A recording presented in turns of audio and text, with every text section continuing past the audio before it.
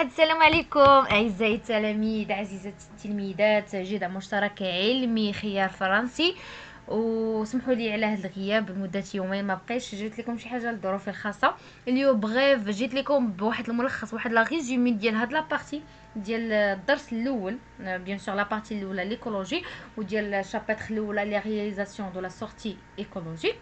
غادي نشوفوا فيها واحد الريزومي علاش تركز بالضبط. انا ديجا دايره دي فيديو كل بارتي شارحها بوحدها، ولكن غنحاول ندير لكم ريزومي. بزاف ديال الكلام تيكونوا مخبقين، ما عرفت شنو بالضبط، على شنو ركز على شنو ما يركزش. وبيان سور لا سومين ديال الفرض هي باديه ان شاء الله ابتداء من غدا، باش غير تعرف شنو وعلاش تركز وشنو الحوايج اللي ما خصكش تركز عليهم.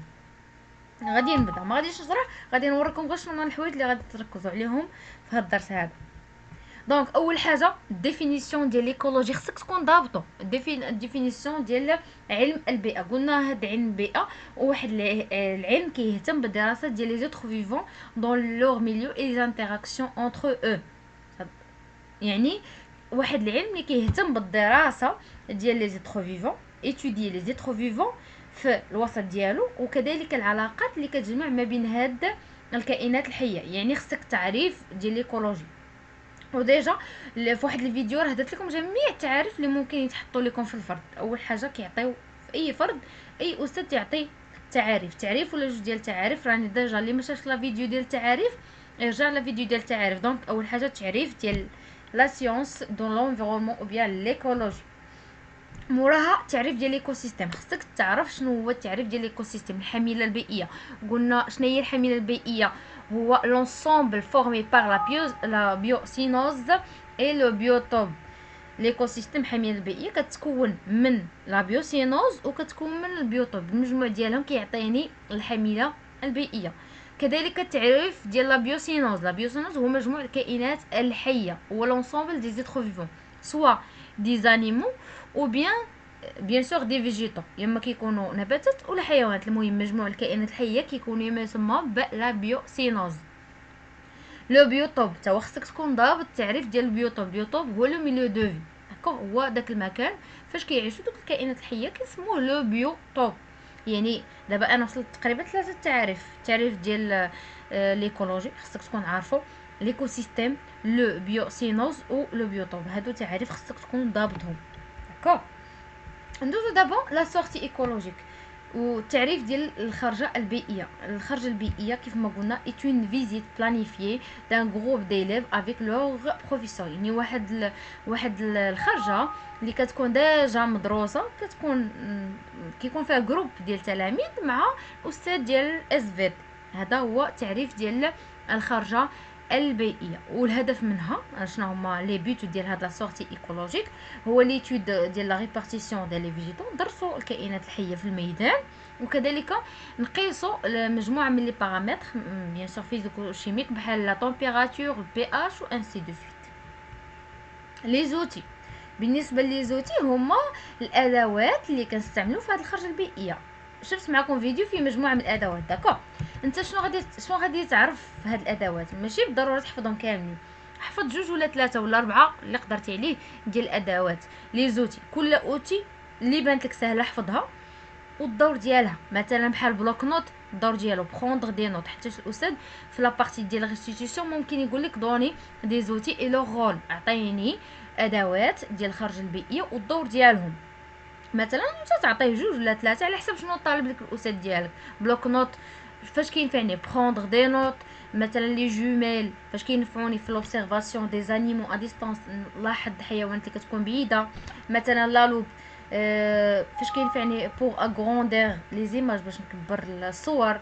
بواط، اون بواط فاش غتنفعني كوليكتي لي زيشانتيون، نجمع لي زيشانتيون، داكوغ، انسي دو سويت. المهم تكون عارف على الاقل 4 صافي. وفاش كينفعون. ندوز دابا لي تكنيك سور لو تيران. باغمي لي تكنيك باش اننا نديرو الدراسه ديال واحد الوسط. هو اول تكنيك هو لا ستراتيفيكاسيون. هادي لا ستراتيفيكاسيون فيرتيكال، يعني الا تعطات لك ممكن الاستاذ ديالك يعطيك هاد الشكل هذا ويقول لك هاد التقنيه هادي شنو سميتها، هاد لا تكنيك. تو سامبلومون شنو غادي تكتب لا ستراتيفيكاسيون فيرتيكال دي فيجيتو، التطبق العمودي للنباتات. داكوغ. فهاد لا ستراتيفيكاسيون فيرتيكال شنو خصك تعرف علاش كنعتمدوا، شنو هو البارامتر اللي كنعتمدوا عليه باش اننا نقدروا نقسموا هاد لي فيجيتو اون دي سترات، باش نقدروا ان نقسموا هاد النباتات لمجموعه من الطبقات. كنعتمدوا على لا هوتور، على العلو. واضح؟ هذا هو اللي خصك تعرف، هاد النقطه هذه، ان المعيار اللي كنعتمدوا عليه باش نقسموا هاد النباتات لمجموعه من الطبقات كنعتمدوا على العلو. داكوغ. والعلو باش يعطينا هكا، باش يعطينا 5 ديال لي سترات. داكوغ، 5 ديال لي سترات. بالنسبه للسترات الاول، الطبقه الاولى كتسمى، بالنسبه للسترات خصك تضبطهم باش نكونوا واضحين، تضبطهم كيفاش كيتكتبوا وتحفظهم. لي سترات اربوريسون، الطبقه الشجريه كيكونوا فيها غير الاشجار. سترات اربيستوس، الطبقه الشجيريه كيكون فيها غير الشجيرات. كاينه سترات اغباسيت، الطبقه العشبيه كيكونوا فيها غير الاعشاب.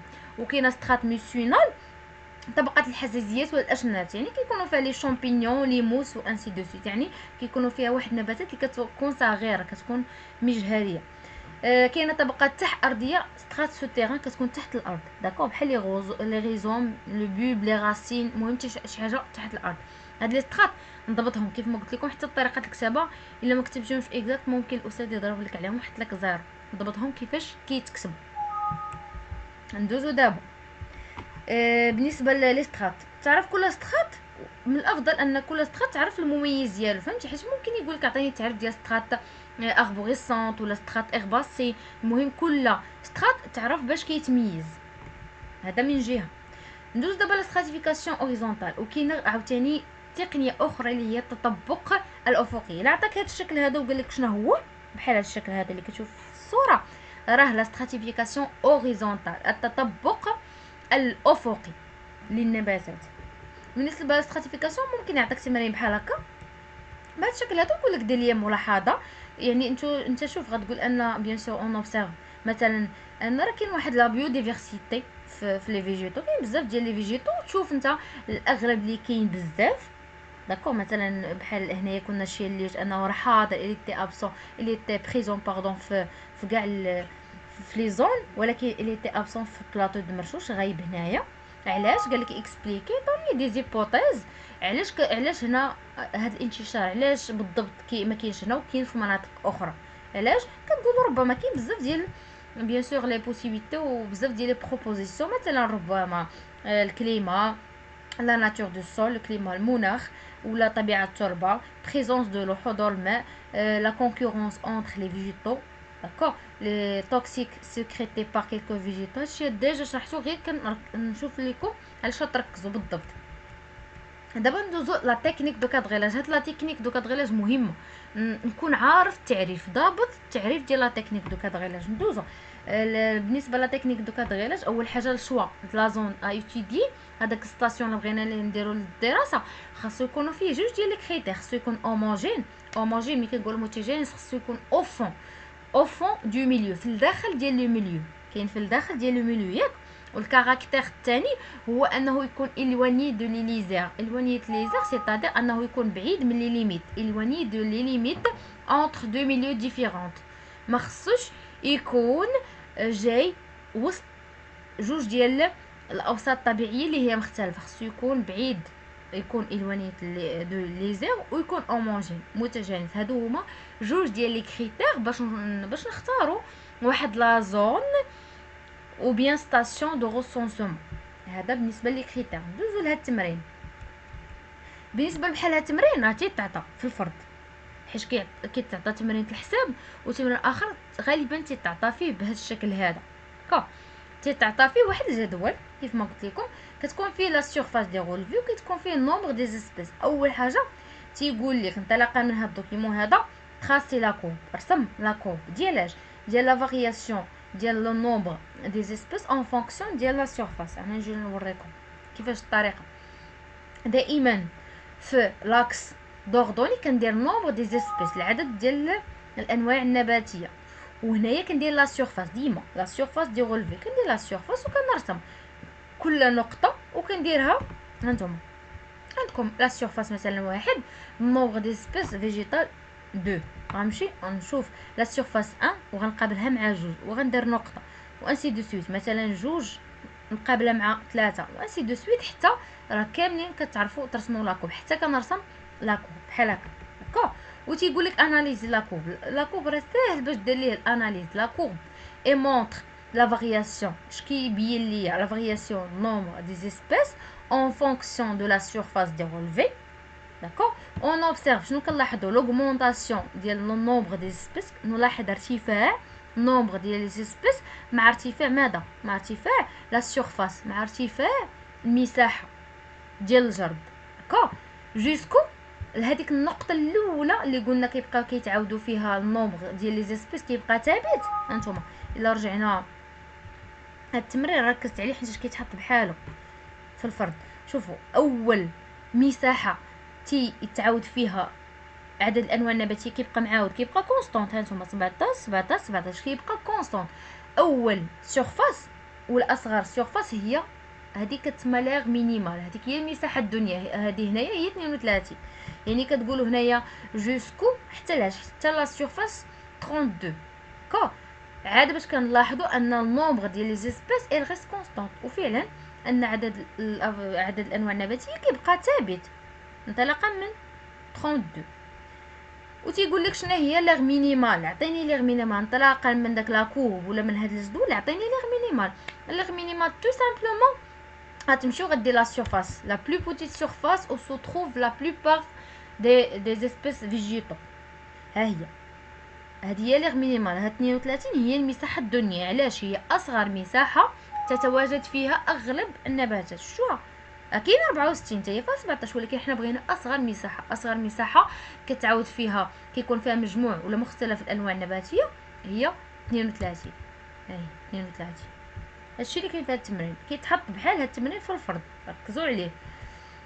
الديفينيسيون ديال ليغ مينيمال ديجا راه دايره لكم فيديو بالنسبه للديفينيسيون. ليغ مينيمال est la plus petite surface où sont représentées toutes les espèces végétales du milieu. ليغ مينيمال هي اصغر مساحه تتواجد فيها اغلب الانواع النباتيه. هذا هو ديفينيسيون ديال ليغ مينيمال، المساحه الدنيا. بحال التمرين راه تيتحط. تنأكد وتنعاود نأكد على هذا التمرين. ندوزو دابا للتمرين المهم. هذا لا فريكونس والانديس دو فريكونس والهيستوغرام ولا كورب دو فريكونس. هادو سوي سيغ سيغتان كتيتحط باش نكونوا واضحين. هذا من بين التمارين اللي تقريبا اغلب الاساتذه يحطوا لهم 10 نقط حتى 9 ديال النقط. يعني الا خدمتي في هذا التمرين راك ضامن لا نوت ديالك ان شاء الله باذن الله في الفرض. بالنسبه للفريكونس كتذكير سهله باش نحسبوا لا فريكونس. لا فريكونس اللي تيغال بتيت ان سور غروند ان فوا 100. بتيت ان هو لو نومبر دو رولفي كونتونون ليسبيس، هو عدد الجرود اللي كتوفر على النوع.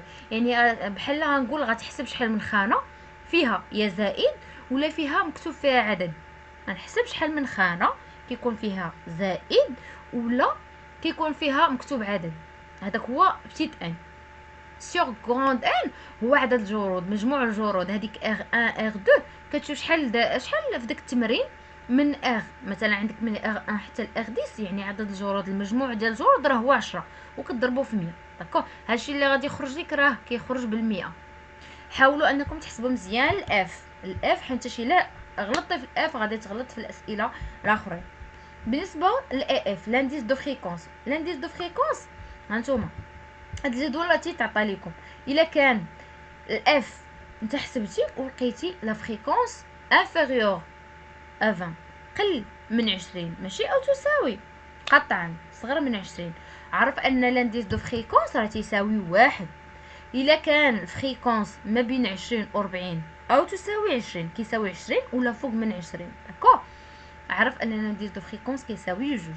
الا كان الفريكونس ما بين 40 و 60 او يساوي، هنا هانتوما انتبهوا معايا لهاد او يساوي، عرف ان لانديس دو فريكونس il est égal à 3. الا كان ما بين 60 و 80 او يساوي 60 لانديس دو فريكونس égal à 4. الا كان ما بين 80 و 40 هنا او تساوي عرف ان لانديس دو فريكونس il est égal à 5. داكوغ.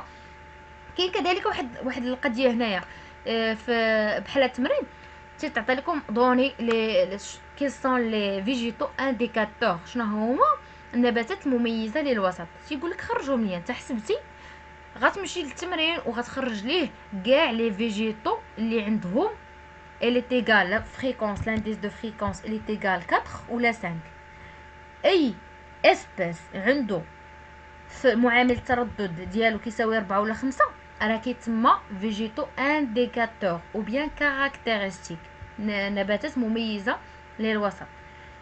وغادي يقول لك عاوتاني في السؤال اللي جاي مورا غيقول لك اعطيني شنو هما لي فيجيتو اكومبانياتور نباتات المرافقه. شنو هما النباتات المرافقه؟ غتمشي وتشوف الحساب ديالك اي نوع نبات يخرج لك فيه لانديس دو فريكونس الي تيغال 3 عرف انه راه نباتات مرافقه كيتسموا دي فيجيتو اكومبانياتور. هذا فيما يخص كيفاش نحسب الاف، كيفاش نخرج اف، كيفاش نخرج لي فيجيتو انديكاتور وكيفاش نخرج لي فيجيتو اكومبانياتور. هادو راه اسئله كيتحطوا في هاد التمرين هذا الحساب. ندوزو دابا ليستوغرام. ليستوغرام الى كورف دو فريكونس ضروري كيتعطى غالبا ما تترسموا في ورق مليمتر. بالنسبه لانديس دو فريكونس بالنسبه ليستوغرام الى كورف دو فريكونس شنو كنرسم فيه؟ دائما كنرسم في محور الاراتب كندير نومبر دي زيسبيس وفي محور الافاصيل كندير لانديس دو فريكونس. لانديس دو فريكونس عندي 5 كل مربع مثلا تنخصو لواحد لانديس دو فريكونس وفي وسطو كنكتب هانتوما هنايا 1 2 هنايا 3 هنايا 4 هنايا 5. غنمشي للان باش نمثلها غنشوف شحال من اسبيس نتا حسبتي في داك الجدول كيتعطى غالبا على شكل جدول. غتشوف شحال من اسبيس خرج لك فيهم واحد ولا شحال من مره تعاودت واحد كبيره. مثلا تعاودت 2 مرات غتشد وغادي دير تربط هاد الواحد هذا مع 2 مثلا تعاودت 2 المرات عاود غتمشي لانديس 2 وتشوف شحال معاود من مره غتطلع مثلا هنا معاود تقريبا واقيلا شي 13 مره غادي نديرو ونقابلو مع 13. مثلا 3 غنحسب حتى شحال معاوده من مره مثلا معاوده 5 راه غادي نقابلها مع 5. هنا 4 معاوده تقريبا هنايا 3 ولا 3 ونص ولا كانت معاوده مثلا 3 مرات كنديرها مع 3. 5 معاوده 2 المرات ولا على حسب شحال معاوده من مره داكو راه كنديرها. وفي الاخر تندير الوسط ديال كل مربع ولا كل مستطيل الوسط ديالو وتنربط بيناتهم بمسطره صافي. هذا هو.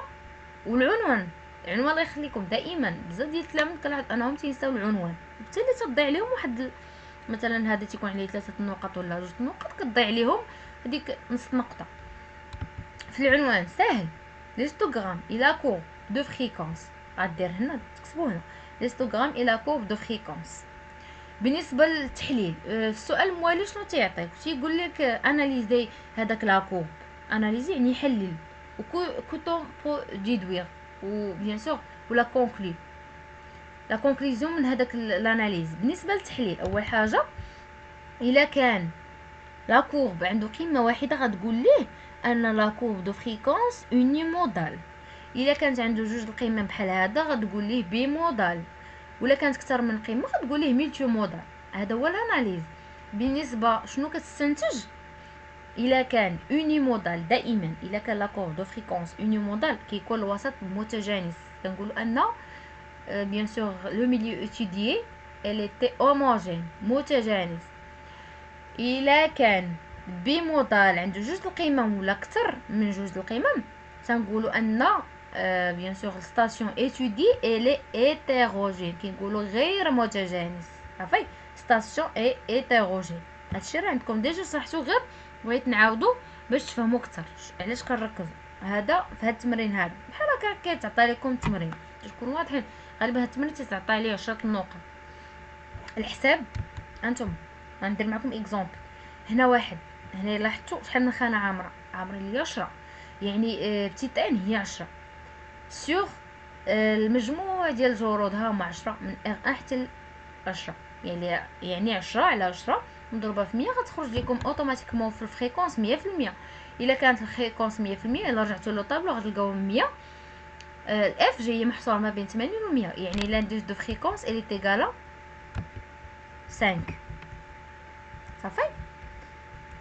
هانتوما بحال هاد ليكزومبل 5 شوف شحال من خانه عامره 1 2 3 4 5 يعني هانتوما 5 نقسموها على المجموع ديال الغولفي هشره مضروبه في 100 صافي. ما كاينش حاجه اللي صعيبه، هي 50%. صافي. لانديس دو فريكونس غنمشي نشوف 50 فين كاينه. 50 راه جايه ما بين 40 و 60، يعني اوتوماتيكمون لانديس دو فريكونس اللي تيغال 3. الا قالك لا ناتور ديال لي سبيس فيجيتال غتقولي اسي فريكونت، ماشي شي حاجه اللي صعيبه. ما تضيعوش لا نوت. عافاكم فهاد التمرين هذا راه تيكون عليه 6 نقط حتى 9 النقط. هذا لا كوب. وريتكم كيفاش رسموا الطريقه، هانتوما كون فو فويي الطريقه. من الاحسن انا تنقول باش ما تلفوش ديروا جدول فيه لانديس دو فريكونس، فيه النومبر دي سبيس. مثلا واحد كتشوف شحال معاوده من مره، جوج شحال معاوده، ثلاثه شحال معاوده، اربعه خمسه سته وانسي دو سويت. هنا تترسم واحد معاوده جوج المرات، ها هي جوج معاوده سته وانسي دو سويت. في الاخر تدير المنتصف ديالهم وتربط من بيناتهم. صافي. وكدير لاناليز. الا كان قلنا اني موديل، ها نتوما الا كان اني موديل يعني اوتوماتيكمون هاد ستاسيون او بيان لا فيجيتاسيون ايتودي هوموجين. الا كان بي موديل راه ايتيروجين، ماشي شي حاجه اللي صعيبه. وكيقولك لي زيسبيس كاركتيرستيك، قلنا اي اسبيس خرجت لك فيه 4 ولا 5 راه كتكتبو. لي زيسبيس اكومبانيوت اي اسبيس خرجت لك فيه 3 المعامل ديال التردد ديالو 3 راه اسبيس اكومبانيوت غتكتب سميتو. هادو بالنسبه ندوز دابا هادوك بالنسبه للنباتات. بالنسبه للحيوان ندوزو الحيوانات. كيفاش نحسب؟ عندي واحد معايير وحده اخرى دائما كنحسب لا فريكونس حاضر عند النباتات والحيوانات. بالنسبه للحيوانات اللي زيد عندهم لا دونسيتي ولا دونسيتي غولاتيف. نوريكم طريقه ديال الحساب ديال لا دونسيتي. بالنسبه لا دونسيتي لا دونسيتي تنمشي هانتوما هنا كنتعامل باعداد، كنشوف الاعداد ماشي تنحسب الخانات. مثلا شحال كاين من عدد؟ كاين واحد في هاد ليسبيس. مثلا الا جينا لهذا كنجمع كاع هاد الاعداد اللي كيكونوا في نفس الخانه تنجمعهم. ها هما كنكتب هنايا مثلا عندي غير واحد نكتب واحد، فهنايا مثلا عندي واحد غنزيد واحد. ما كنحسبش الخانات، كنحسب الاعداد، كنجمع الاعداد اللي كاينين في نفس الخانه. انا غندير واحد زائد واحد زائد جوج زائد واحد، غندير المجموع ديالهم وتنقسمهم. تنقسمهم علاش؟ في لا دونسيتي. داكوغ في لا دونسيتي حيتاش كاينه لا دونسيتي غولاتيف كاينه لا دونسيتي هادي غروند دي، لا دونسيتي غروند دي. وتنقسمها على المساحه. المساحه ضروري في التمرين تيقول لك مثلا شاك غولفي كل غولفي شحال فيه. شاك غولفي مثلا فيه 0.25. انا شحال عندي من غولفي؟ شحال عندي من جرد؟ عندي 6. يعني اش غادي غندير باش نعرف المساحه الاجماليه؟ غندير 6 وغادي نضربها في 0.25 حيت كل غولفي فيه 0.25 المساحه ديالو 0.25. انا بغيت المجموع غادي ندير 6 هانتوما غندير 6 ونضربها في 0.25 صافي. وغندير تساوي. ماشي شي حاجه اللي صعيبه. خلعكم هاد لا دونسيتي بزاف ما تيخرجوهاش. لا دونسيتي هي تنحسب تنمشي للسبيس وتنحسب هذوك الاعداد تنجمعهم وتنقسم على ديك المساحه ديال كل غولفي وتنضرب في المجموع ديال الغولفي اللي عندنا. عندي 6 عندي 10 تنضرب فيها وتنخرجها. هذه لا دونسيتي. ندوزو دابا لا دونسيتي غولاتيف. تيت دي شنو تندير عاود لا ميم شوز. هنا تندير الحساب ديال هذوك الاعداد اللي عندي في دوك الخانات. مثلا هاد ليسبيس شحال عنده؟ يلا عنده واحد. مثلا هاد الاسبيس راه تنجمع واحد زائد واحد زائد جوج زائد واحد. هذا مثلا واحد زائد 3 صافي. المهم تندير المجموع تنقسمو على ياش هاد العدد اللي تيكون تحت. عفاكم ما تغلطوش ليا فيه. هاد العدد شنو تندير؟ تنجمع كاع هاد الاعداد كلها شو هاد الاعداد كلها اللي عندي هنايا تنجمعهم خرجوا ليا 1308. درت المجموع. حاولوا ما تغلطوش. المجموع ديال هادشي كله وكنضربوه في 100 صافي. وتنخرج لا دونسيتي غولاتيف اللي هي بتيت دي، ماشي شي حاجه اللي صعيبه. هذا ليستوغرام راني ديجا وريتولكم. وهنا تيكون اعزائي التلاميذ عزيزي التلميذات حتى الدرس لخصت لكم ما امكن. حاولت انا نلخص ما امكن شنو كاين. الا تبعتي لا فيديو من الاول حتى الاخر راه ما محتاج انك تراجع ولا تبقى تفتح الدفتر ديالك وتراجع كلشي من الاول حتى الاخر. تشوف لا فيديو من الاول حتى الاخر راني لخصت فيه لو ماكسيموم، يعني ما غضيع لا الوقت لا الجهد ديالك. اي بون شانس وحظ موفق كيف ما كنقول لكم. ولا احتاجتوا اي سؤال انا راه هنا الاشاره. كنتمنىكم ان شاء الله تجيبوا 20 ل 20 في العلوم وتفرحوني. ومتى شي حاجه ما صعيبه كيف ما كنقول.